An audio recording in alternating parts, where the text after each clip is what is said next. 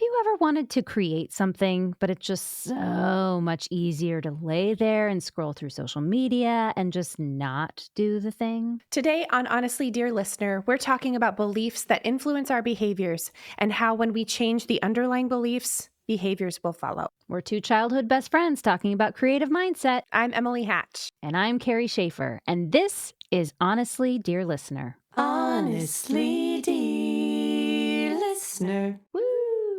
Okay, so for all of y'all that didn't hear the last couple of podcast episodes, we were talking about fundamentalism. Emily and I grew up fundamentalist, evangelical, Pentecostal Christians. So go back and check out those two episodes. I grew up thinking that certain words were Christianese words. Remember in The Little Mermaid when King Triton discovers Ariel's secret hidden grotto, that she has the statue of Prince Eric, and she's all, "This is so sudden," next to his statue. I always hated that part. And he like rumbles in and he's like, "I will get through to you. And if this is the only way, so be it." And he like smashes her prince statue. I had only heard the words "so be it" in a Christian context. Like when you're praying, like growing up, my dad would be like, "Amen and amen, so be it." Like that's how he'd kind of like put a little period on the sentence that was his prayer. And so I was really offended at that part because I was like, don't be. It's like, it felt like they were taking the Lord's name in vain. I was like, King Triton, don't you dare bring Jesus Christ into this. So anyway, that. And then when we were talking about manifestation earlier, like we were talking about, oh yeah, I manifested that or da-da-da-da-da, you know, like putting things out into the universe and then the universe gives it back to you. And growing up, manifestation was always, to me, a word that meant that you are manifesting evil spirits or Yes. demons. Mm-hmm. So then when we are out in the real world, I'm like, wait, manifestation? What are you talking? We don't want to manifest anything. Yep, because manifest means like, the demon is manifested, so showing itself, or like the crazy lady at church that wants to control everything is really manifesting right now, her Jezebel spirit. It was always these are not like, good things. no, and meditation was even like a new age dangerous thing because that would be like you can let in a lot of ideas and you can let in demons. I think I said this on a previous episode though. Like I was just always worried I'd be accidentally possessed, you know? Yeah. Why Totally. am I anxious? I have no idea.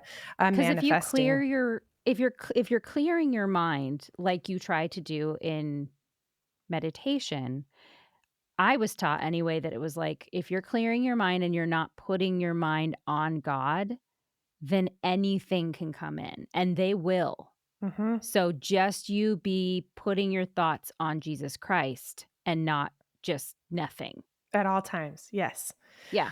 So there are all these like Christianisms, like phrases that we would say all the time to each other, and I think a lot of the time, like, you know, it's one way that you're saying you hear a word and you're like, I thought that was just a Christian word. I did the opposite of that and said like the Christianism to another person thinking it was a normal thing to say. So I was talking to my friend and I was like, right, exactly, because where's the fruit in that? And he was like, Yep. and I was like 25 or something. He's like, the what? And The I'm like, fruit?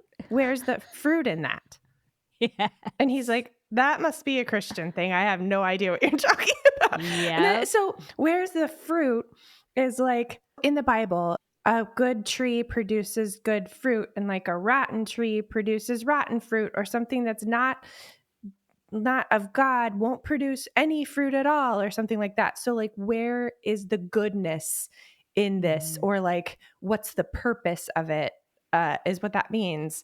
But I didn't know where's the fruit in that was not a normal thing that normal people say. So, Yep. Yeah. I went and got my braces tightened. So this is like 1996.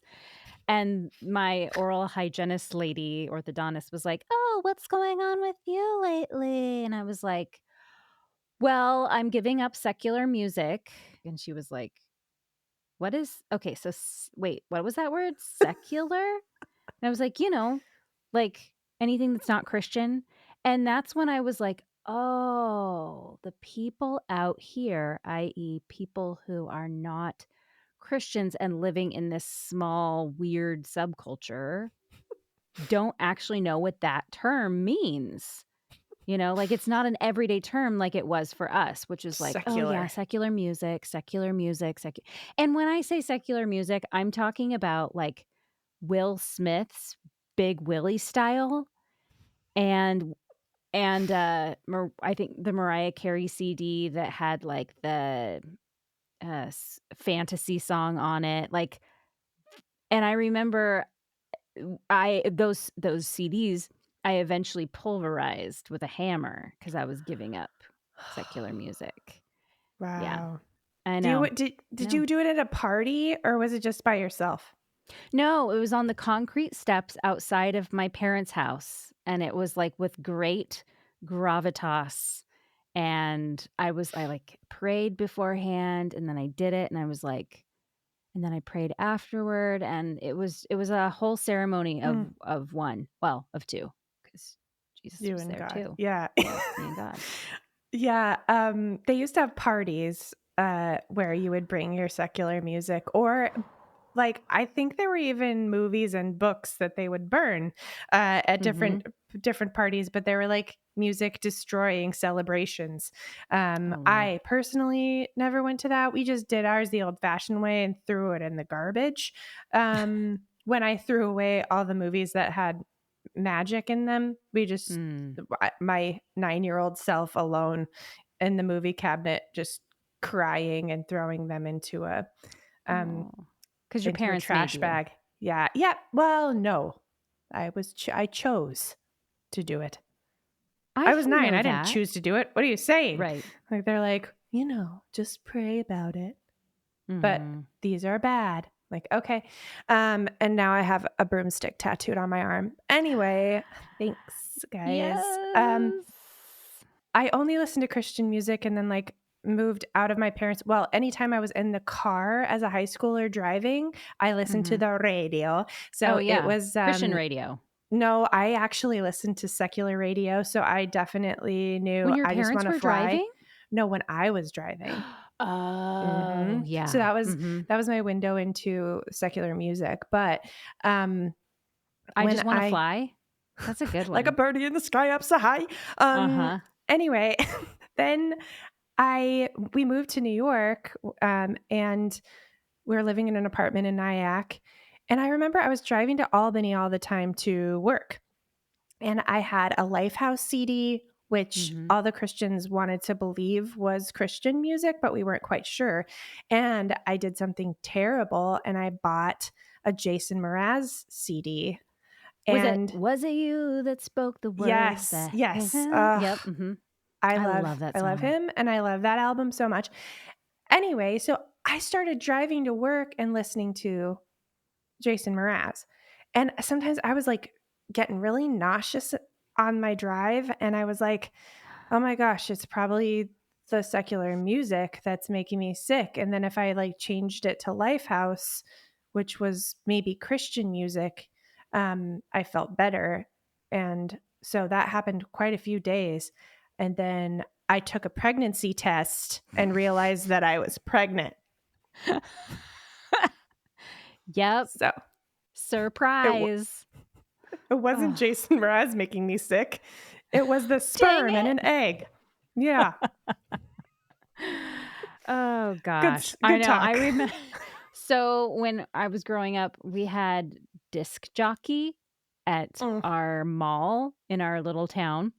Emily and mhm. I would go sometimes, walk around, buy some electric blue nail polish, In our matching and shirts, our matching often. shirts, yes, and there was a store called Disc Jockey. So, for all the kids out there, I don't know if disc jockey is still a thing, but It's where you would go and buy CDs and tapes as That's what well. DJ stands for, by the way. Disc jockey. That's real. Yes. Mhm. Yes. So I remember being like, whenever I'd go into that store, I would just be like, "Ooh, I want to feel so bad. Like, I wanna get physically sick being in here so that I can be like, 'I can't go in there, guys.'" The spirit of the secular music is just really, really affecting my spirit, and my It's gift of manifesting. intuition, yes, is just really I can't do it. And I remember on several different occasions going to the mall with friends and being like, "I'm sorry, I can't go in there." Like, did I feel sick? No, I did not.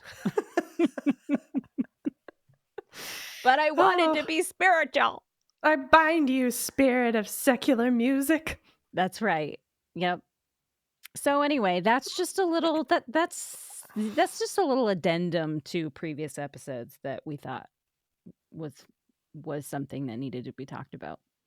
I really I'm glad we do it. There are so many things that end up coming up that I'm like, Yeah. that was weird. We're still deconstructing. I mean, I think you don't grow up in in a high control faith tradition, and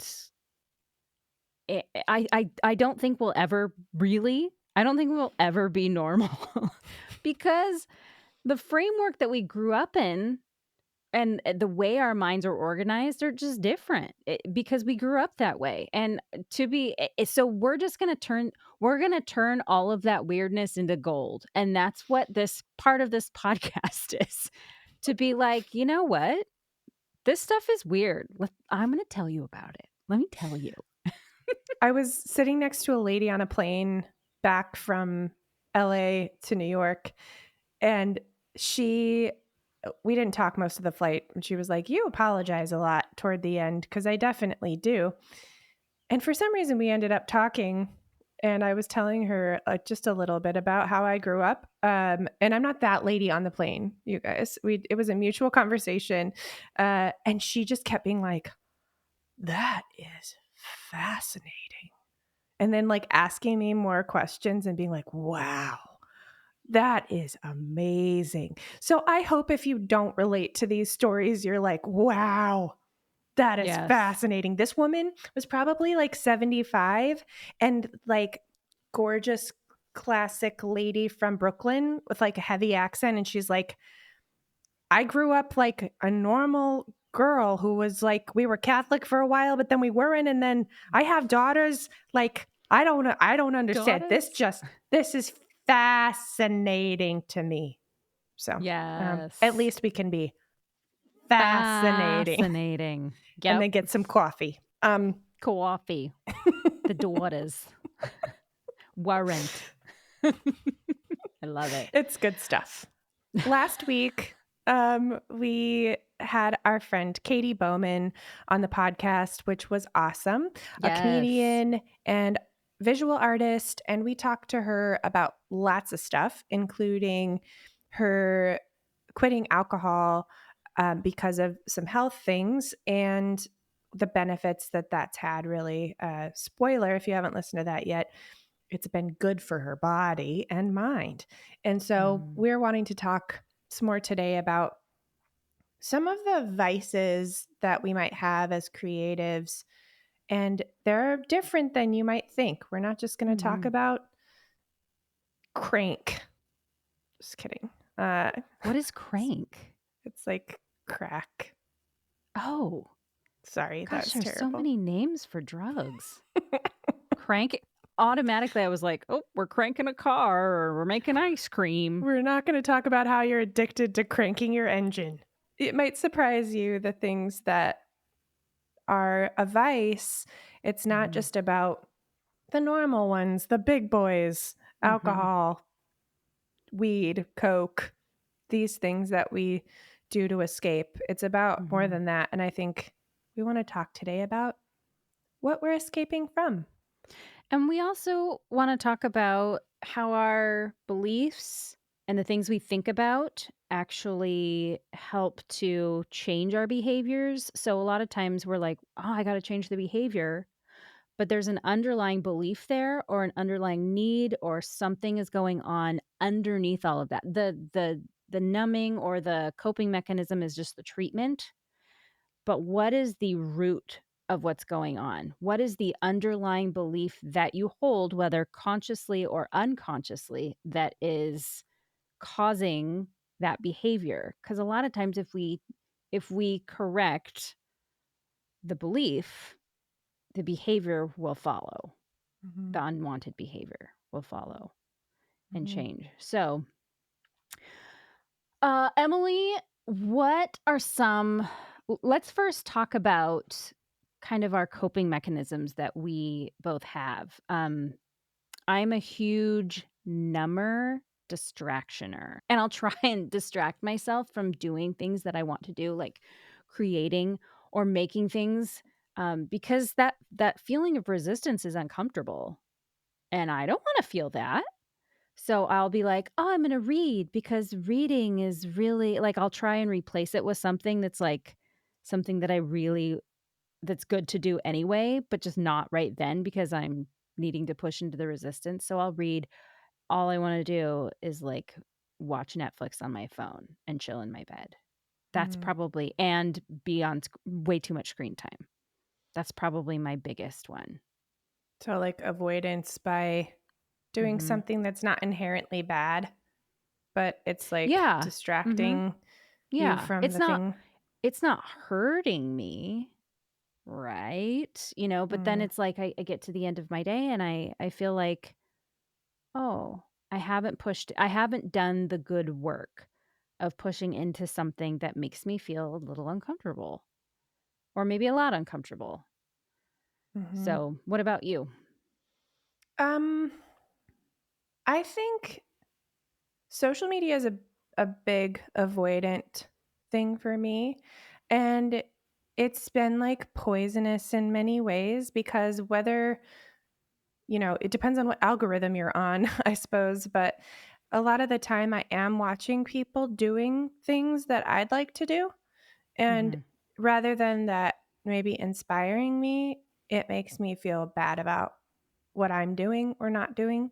Mhm. Um, and so that is a thing. I feel guilt about waking up in the morning and looking at social media, because I Mm. do think it casts a shadow on the day, and I no matter how many times I'm like, "I'm not gonna do that tomorrow," I end up being like, "It's okay, I can do it because I'm fine, and I'm only spending a few minutes doing it, and it's not that big of a deal."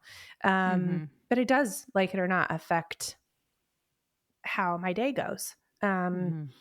and I've done some tools to like minimize screen time. But I don't, it's still not working for me. And I have that kind of like, tomorrow will be better. Don't do that tomorrow. And then I end up doing it tomorrow. So that's Mhm. one. And then I also, since I was younger, realized that I feel more confident and comfortable if I have a drink or two before a show. Mhm. It is a vice for sure. And when I was first starting in bands, so like I did theater for 6 years, I never drank until after shows. And then once I started in bands, I didn't get paid in money, but wherever we played, the bar would just give me drinks. And so I started kind of like singing at a level of buzzed that worked for me and finding where the edge was where I tip over into bad karaoke.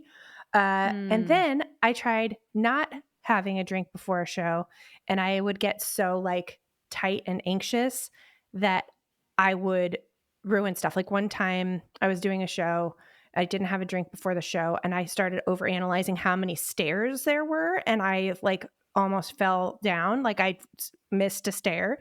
And I was like, yeah, that time that I fell during the show, that was the time I didn't have a drink before the show. So I think Ah. I have, like, to some degree, that's dependence, right? Like, well, I need to have a drink, and if I don't have a drink before I perform, I'm going to be so nervous that I can't do it.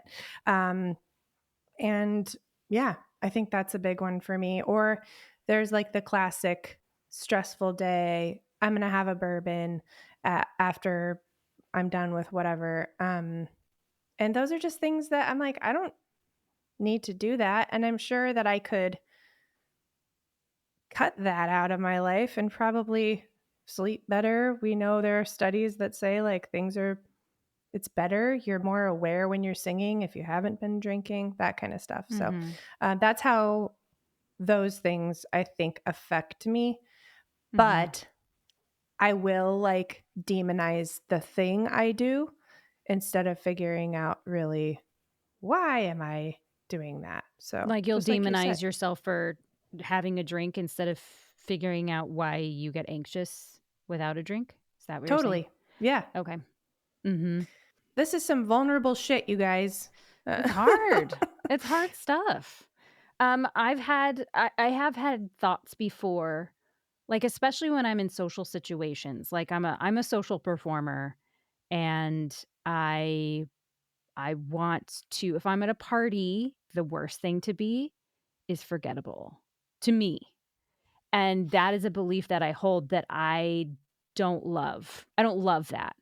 So, how does one make themselves unforgettable? Oh, you have a couple of drinks and act like an idiot. I mean, like, not out of control, not, like, sloppy, but, like, you start saying things and putting things together that maybe a sober person wouldn't, and people start laughing, and then you start thinking, "Oh, maybe this is just what I need to be funny and to not overanalyze at a party." Like, there have been times, especially if it's a new group of people and you wanna just I don't like feeling the resistance of, "Oh my gosh, these people don't know me. They don't know how they don't know how funny I can be." And, but, like, when you start thinking about, like, "Okay, I'm gonna be funny, I'm gonna be funny." What happens? You're not funny. Like, you're trying too hard, girl. So, having a couple drinks or, like, in my case, like, a half a drink because it doesn't take much, um, you kind of feel better, you Mhm. know? And I don't love that. Yeah, I have a lot of friends that I don't relate to this because not because I'm like above it, but because it literally scares the shit out of me when I'm not literally, I've never pooped my pants about it, but weed. I have a lot of Mm. friends because especially like Colorado, it's one of the Mhm. first states to legalize it, that do mostly everything high. Um, Mhm. in fact, I remember doing a show with someone and we were at the theater together for like a year. And he walked in one day and I was like, "Oh, are you okay?" Because he looked like not good in the face. And he's like, "Oh, yeah, I'm just not high." And I was like, Oh. "Oh, so you're normally high every time I've seen you for a year?" And he's like, "Yeah." I'm like, "Okay." Mhm. But I think one interesting thing about weed is that because it's so much better than alcohol, and that was air quotes for those of you listening to just audio. I think people almost think of it like it's healthy, Mm. Mhm. and so it still is a form of escape. And a lot of people are like, I'm just more creative and open minded Mhm. when I'm high. Me myself, I freak out when I'm high, so I am like, it's not helpful for me. I think about all Mhm. the ways I'm gonna die, and most of them involve a Oh, heart shoot. attack in public. Ugh. And so weed's not my thing. But I do think that's a thing too. A lot of people have like medications that they feel better when they take and stuff like that. And this isn't to say we're not here today to talk about how you're bad and your coping mechanisms are ruining your life and you're not being yourself. And because most of us who have these vices, because we all have them, Mhm. don't need to be told. that they're not the best thing for us to be doing. We really want to just have a conversation about, let's think about where it comes from. So Carrie, what are Mhm. your what are your thoughts on that? My underlying beliefs of Mhm. why I do what I do? Well, I think, for the Netflix and chill vice that I have, I think I have a couple. I think I don't have the energy on a daily basis to meet the day's energy demand requirements. Mm, And that is a belief that I hold. Like, I, for some reason, wake up with 60% in the tank. Today's a day that requires 100%, so I have to make it up somewhere. mm, So I'm going to shut down. So there's one.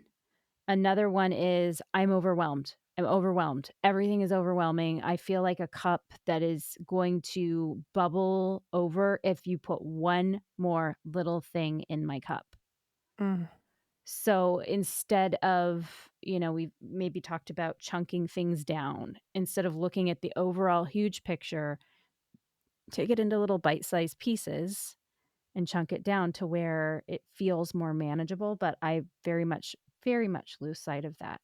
Um, mm, and um, I do think that there's a belief in there about you are more interest it's not that you're not interesting when you haven't had something to drink, it's that you're more interesting when you've mm, had something to drink, which is interesting because the research actually shows that alcohol doesn't make us more of who we really are.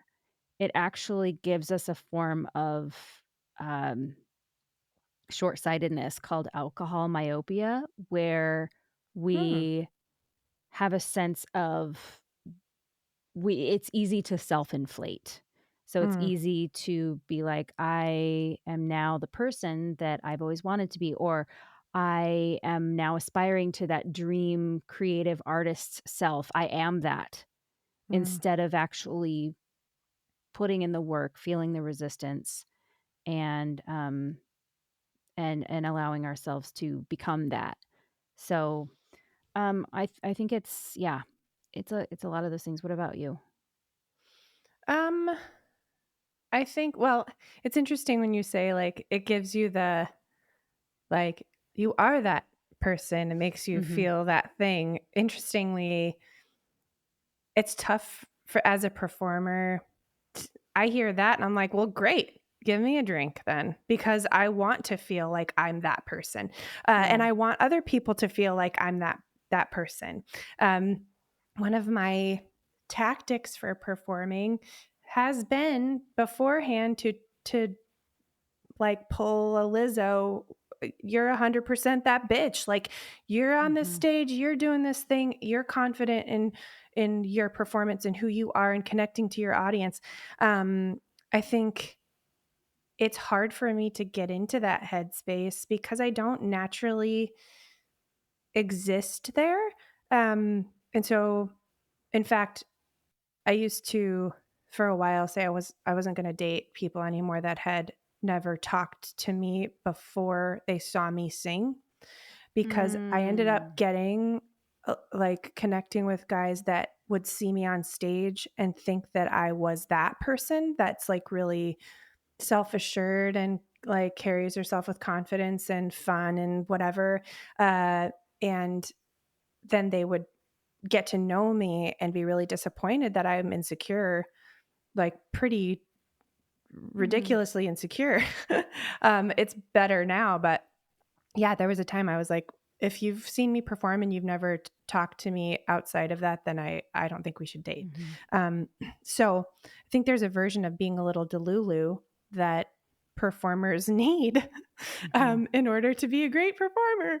So I mean, but think of it, Beyoncé does it. I mean, Sasha Fierce is, and I don't know if it's alcohol induced or not, but probably not. but she has this persona that when she is performing, especially some of her songs that are like, "Ugh," those songs, I know you know what I'm I do. talking about when I say, "Ugh." She has those songs that she's like, I call up this other person and I named her Sasha Fierce. It's tough with performance too because you're creating a thing right there on the stage. It's not like, a novelist that goes back and writes in solitude and then they release it, but like the actual thing that you're making, that performance is on the stage right there, right now. I've been on that stage before, where I'm sweating bullets and then I think, "No, you're 100% that bitch." And then I'm like, "Yeah, I'm gonna create that persona and I'm gonna make it a thing," you know? And Mhm. then when I talk to people afterwards and they're like and they find out that "Oh, yeah, I do question myself. I do feel insecure." They're like, "Well, you coulda fooled me." And then so there's half of me that goes, "Yay, I fooled you." And then the other half of me that goes, "I'm not known. You don't know Mm. me." And I'm not demonizing making a persona because I think that that's certainly an effective tactic, but I'm wondering, like, what would happen if we could be 100% honest with who we are on stage? I don't know. I'm just throwing out thoughts. I mean, I'd love to take a little I used to say, like, Miss Emily is a different person than just regular Emily, Mhm. and I think I would just love to take some of her and bring it to my everyday, Mhm. um, and I think that is something worth like, for instance, on this, on the talk surrounding substances and what you can do with that, I think it connects with people at night. Like, I got home and I need to relax, so I'm gonna have a drink to, like, be able to do this thing that I couldn't do if I didn't Mhm. have a drink, like, be Miss Emily or, to fully relax. I'm not, again, bringing this up to say your drink before bed is a problem. I'm not bringing this up to say you looking at social media before bed is a problem or you watching too many Netflix things, but I think we give ourselves this, like, in order to rest. Mhm. I need this in order to unplug and not think about how insecure I feel about this thing. I need to have a drink because I'm, like, very anxious. Um, it's easier to do something like that than to be like, Mhm. "How do I rest?" Oh, yeah. Or what is rest? What does rest Yeah. mean for me, practically speaking? What does it look like?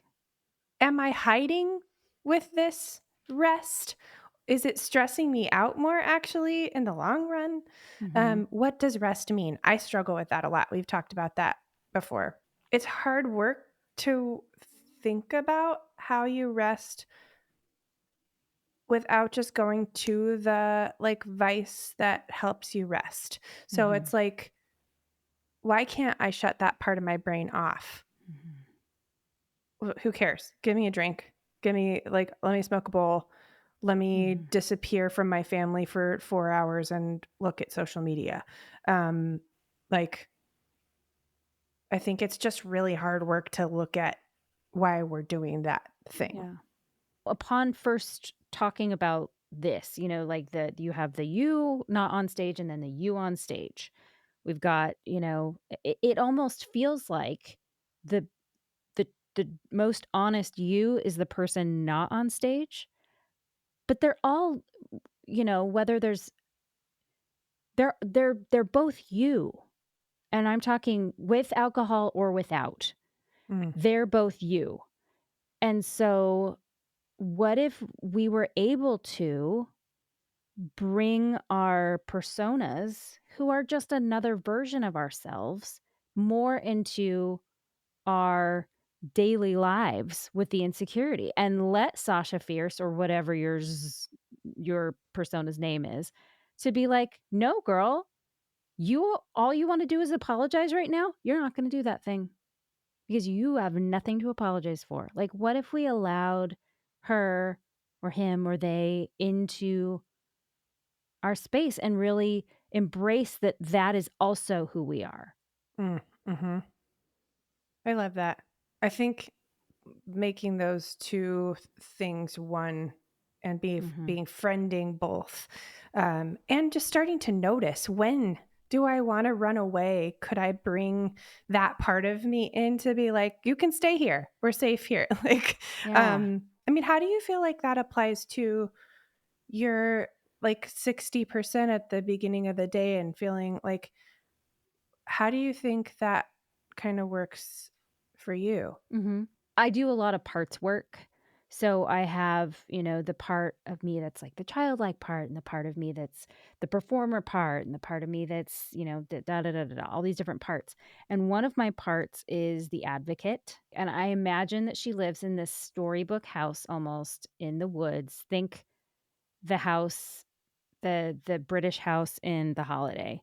And there's, like, a fire, and it's kind of shire-ish, and there's, like, books everywhere, and she lives there, and I imagine when I'm absolutely exhausted, I just go to her house, and I'm, like, beating on the door, and I'm like, "Sanctuary," and she lets me in, and she's like, "Okay, that's fine. You lay on the couch. You do your thing. I got this." And then, I imagine that she's the one that starts, you know, doing the things that I need to do. So whereas I don't know, does that so where I'm almost taking a rest, like that the part of me that's anxious and ruminates and worries and feels like, "Oh, this feels like too much." She's almost allowed to take a nap in the back of my brain, and the advocate kind of moves forward and is like, "I have more than enough Mm, energy to handle the day." She may mm, not, but I do. They're all parts of me, but it's like tapping into a well of energy that you didn't think that you had. mm. Because I think all of it is really belief. I mean, I think that there's actual physical exhaustion where your body's just done. Sure, absolutely. But then I think so much of how we act and our behaviors are based on our beliefs. And if I believe that I don't have enough energy, I won't. Mhm. And so if I believe that I do have enough energy, or at least one of my personas and my parts work has enough energy, and I can be like, great, I'm going to delegate that to you, then all of a sudden I do. It's weird. I love that. It's interesting talking about this because I as a we've said, I'm a person who works generally too much. And then I will, like, spin circles sometimes in that space and then feel like I got nothing done, but it's really that Mm. I made too many ambitious plans, and then I disappointed myself when I couldn't do all of them. Yep. And, there's, like, an affirmation that I've been saying to like, every morning, writing down, um, and it is, "I have enough time for all the things I care about." Mm. And I used to think things like that were shame tools to be like, "You have enough time, you idiot." But Right. it's more that if you look at it like, I have sectioned my life, I have scheduled things in place, I trust myself that I will get all of this done, and I have enough time, you make it so because you start letting yourself say no to things you don't need to do. You start letting Mm. yourself spend time more efficiently on the things that you are doing because you're like, I got this. And you're not spending time trying to be like, what about this? What about this? It becomes true. So, I just wanted to say from that perspective too, it's like, don't use that you have time, like you can do it as a shame tactic for yourself, but more as like if you're able to rest in part of yourself and then also pull out the person that's fully capable and be like, I got this. Mhm. I trust you. That is like a really powerful thing. I love that. I feel like another one of the beliefs that goes hand in hand with what you're saying is this scarcity mentality of there's only so much of this thing. Like there's only so much fame that is out there and so I have to get in and grab mine as when I can, or there's only so much energy that is out there. So I gotta and so we end up making decisions based out of fear, Mm. fear of, oh, I won't. this is my one shot, if I blow my one shot, then I'm nothing, I'll never ever have this opportunity again. Mhm. And fear is not a great place from which to make decisions, but instead being like, what if there is no pie? Or what if pie is everywhere? Mm. What if it's an unlimited resource that I can just reach out and I can access it when I need it? Mhm. How would that change our decision making? How would that change our behavior? Because the belief is different. Totally. That rest is not elusive either. Like, there's Mhm. enough time to rest. There's enough. I think that scarcity can be a thing too. Like, if I don't lay down now, then I'll never like, or if I don't like sit and scroll on my phone, I'm not going to have any time to relax. I've got to like do this right now. I feel Mhm. that sometimes, this like, oh, I've only got 10 minutes to relax. Like, Mhm. even the scarcity of that. Is that weird? I don't know. I No, feel I like think I think we can do it with anything that we're mhm, afraid of losing or afraid mhm, of not having enough of. mhm, So what do we do? Like, where do we go from here then? Once we identify our list of coping mechanisms that are unhealthy or that we want mhm. to change, then how do we find the corresponding root belief underneath it? Some tools that I've heard before that have worked and helped me are notice how you feel right before you do whatever it is. So, right before you open your social media app, right before you smoke a bowl, right before you take a drink, right before you go lay down with a book, notice what you're thinking and how you're feeling. And that is hard to do because for a lot of us, it becomes kind of just our normal go to. So, Oh, I yeah. think noticing what you're feeling and thinking before you do it doesn't mean that you're not going to do it. It just means like, where am I at the point right before I feel like I need this? Mhm. I think noticing is the first part. And I've noticed, especially with social media, I won't have I won't have any thoughts beforehand. I am so trained. My thumbs are like, "Do, do, do, do, do." I know exactly where that Instagram button is. I don't even think about it. Mhm. But I think if I were to actually key in to what you're talking about, there is something happening before that. It is a thing that's in my brain. Like if I think about it, it's what now? What now? What now? Where's the stimulation? Where's the stimulation? Where is it going to come from? What's going to make me feel? What's going to give me a dopamine hit? So I think you're totally right. I think it's there. We just have to notice it and key into it because we're Mhm. so used to, you know, feeling the feeling and doing the thing, feeling the feeling and doing the thing, that there's not a pause anymore. There's not cognition there. I think if we start noticing, behaviors start to shift. Mhm. And that doesn't mean that now, if you're like me and you're like, I'm going to sick the dog on this idea, like, now I have to fix it. Like, if you think about it that way, you'll probably drive yourself even more into the habit that you're trying to maybe lessen. Um, just practice noticing it and see maybe where it might come from. Mhm. And then do it anyway if you want to. But Or if you start, at least have a choice, I guess, is because I feel like when we are controlled by impulses that we are not even aware of because we're so used to doing that thing, it feels like there is no choice involved. Mhm. Like, I can't help doing this when really the noticing actually gives us a choice. It creates just enough space Mm, for there to be a choice that you can make, which makes us feel more powerful. absolutely.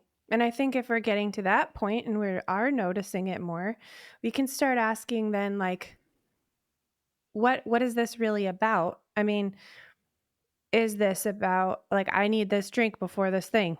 Okay. Um, why? Because Mhm. I am afraid I can't relax. and I'm afraid of having a bad performance.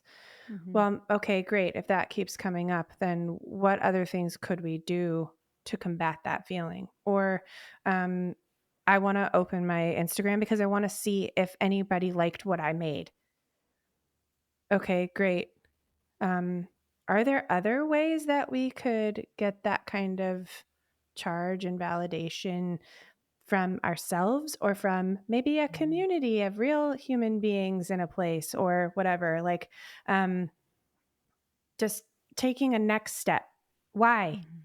So maybe first we notice and then we're like, what is this serving for me? And then be Mhm. gentle to that person that needs something. Yep. Yeah, that's good. And just a reminder to you, friends, shame surrounding any of this is not going to fix a problem. Yep.